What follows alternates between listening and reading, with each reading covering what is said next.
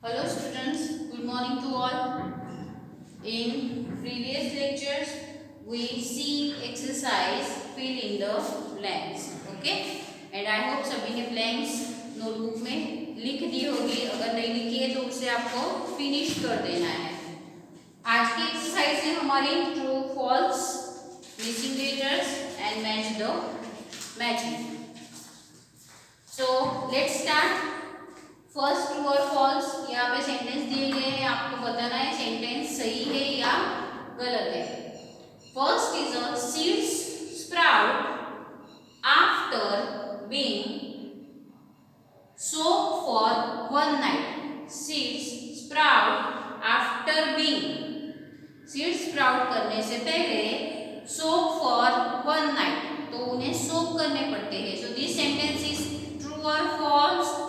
So yes, this sentence is true because sprouted seed करने से पहले आपको उस seeds को क्या करना पड़ता है, तो आपको उन्हें soak करने पड़ते हैं, उनको भिगो के रखने पड़ते हैं, तभी जाके वो sprouts seeds बनेंगे. Okay. Second is a plant requires only air to grow. A plant requires only air to grow. Plants को ग्रो होने के लिए सिर्फ हवा की जरूरत है. Is it true? No, it's a false. It's a false. Plant grow होने के लिए सिर्फ हवा की जरूरत नहीं होती है. Air, water, sunlight, soil, so these things are required to plant grow. Okay.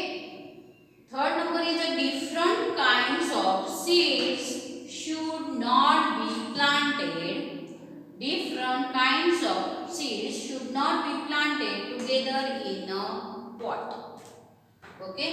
अलग अलग different seeds जो होते हैं, अलग अलग seeds जो होते हैं, वो आप एक साथ pot में planted नहीं कर सकते.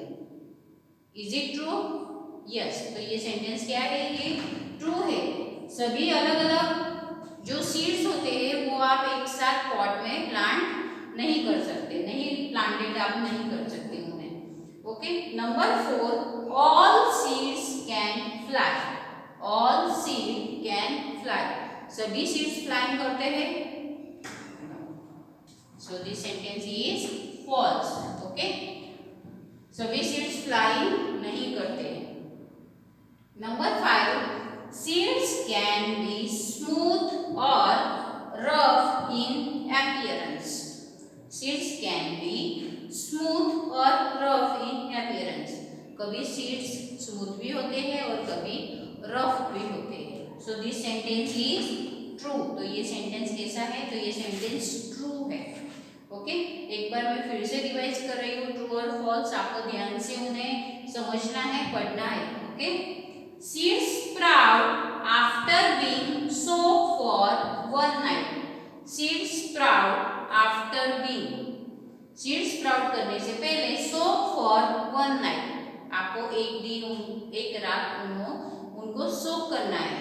Yes, this sentence is true. Second is a plant requires only air to grow. A plant requires only air to grow. Plant सिर्फ एयर रिक्वायर्स करते ग्रो होने के लिए. So this sentence is false. Third sentence is different kinds of seeds should not be planted together in a pot. Different kinds of seeds should not be planted together in a pot. एक साथ आप अलग अलग seeds एक pot में planted नहीं कर सकते. सो this sentence is a true. Number 4, all seed can fly. All seed can fly. सभी seeds fly करते हैं. तो ये sentence कैसे हुआ? तो ये sentence false हुआ. Number 5, seeds can be smooth or rough in appearance. Seeds can be smooth or rough in appearance. Seeds कैसे होते हैं? कभी smooth होते हैं और कुछ rough होते हैं. So this sentence is true. Okay. Our next exercise is missing letters. Okay. Missing letters में आपको पहले तो उसे वर्ड पहचानना होता है। वर्ड पहचानने के बाद आपको उसका स्पेलिंग पता होना चाहिए। स्पेलिंग जानने के बाद आपको पता होना चाहिए कि कौन सा लेटर वहाँ पे मिसिंग है। So first letter is very easy, first word is very easy. कौन सा है वो? हाँ, वो सोक है। कौन सा है? सोक। सो SOAK it's a soak. Second word है हमारा SP blank O blank T। तो कौन सा हुआ ये? हाँ, very good, sprout.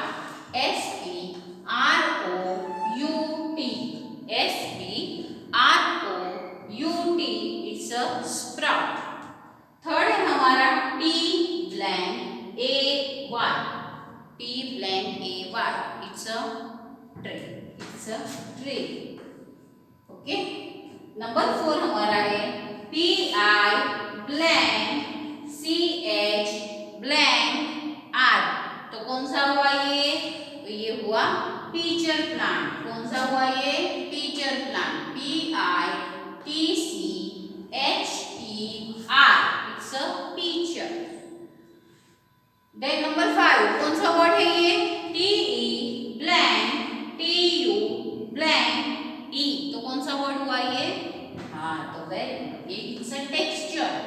TEXTURE it's a texture. Number 6 हमारा है P blank D it's a pot. It's a pot. एक बार फिर से मैं रिवाइज कर रही हूँ आपके मिसिंग लेटर्स। फर्स्ट है SOAK सोक। सेकेंड है SPROUT it's a sprout. Third number is TRAY it's a tree. Number 4 PITCHER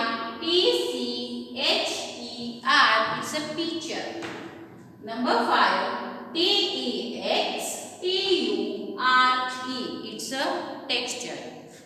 number 6 POD pot. Okay. अभी हमारी नेक्स्ट एक्सरसाइज है match the following. Here is the A column, there is a B column. A column में है भिंडी, मेथी, जीरा, सौंफ। B column में है क्यूमिन सीड्स, एनी सीड्स, ओकरा एंड फेनुग्रीक। ओके। तो देखते भिंडी को क्या बोला जाता है। तो व्हाट इज कॉल्ड भिंडी? पता है आपको? तो भिंडी इज ओकरा। भिंडी को क्या बोला जाता है? तो भिंडी को ओकरा बोला जाता है। सेकेंड इज मेथी। मेथी को क्या बोला जाता है? Yes, methi is fenugreek. मेथी को फेनुग्रीक बोला जाता है इंग्लिश में। जीरा, जीरा उसे क्या बोलते हैं? Yes, it's a cumin seed. It's a cumin seed. और जो सौंफ है ना, जो खाने के बाद आप खाते हो, रियाड़ी, सौंफ को क्या बोला जाता है? तो एनी सीड। क्या बोला जाता है? तो एनी सीड। सौंफ को क्या बोला जाता है? Aniseed. So first is a bhindi, it's okra. Methi it's a fenugreek. Jeera it's a cumin seeds. And fourth number saunf is a be, aniseed. Okay. तो ये हो गई है हमारी एक्सरसाइज। इसे आपको नोटबुक में लिखना है और जो भी PDF आपके ग्रुप में आती है तो उसे आपको क्रॉस चेकिंग कर लेना है। ओके। अगर आपका कहीं पे छूट गया हो तो आप PDF में से आपके आंसर्स लिख सकते हो। ओके। और जो एक्सरसाइज है, सभी एक्सरसाइज आपको नोटबुक में लिखनी है, उसे प्रिपेयर करनी है, उसे लर्न करने हैं for our first internal exam. हमारे एग्जाम के लिए ये सभी प्रिपेयर करना जरूरी है। ओके। तो ये हो गई हमारी एक्सरसाइज। नेक्स्ट एक्सरसाइज होगी हमारी क्वेश्चन आंसर्स, वो हम नेक्स्ट लेक्चर में देखेंगे। तो ये आपको नोटबुक में अच्छी राइटिंग से लिखना है और मुझे सेंड करना है आपका work. Thank you and have a nice day.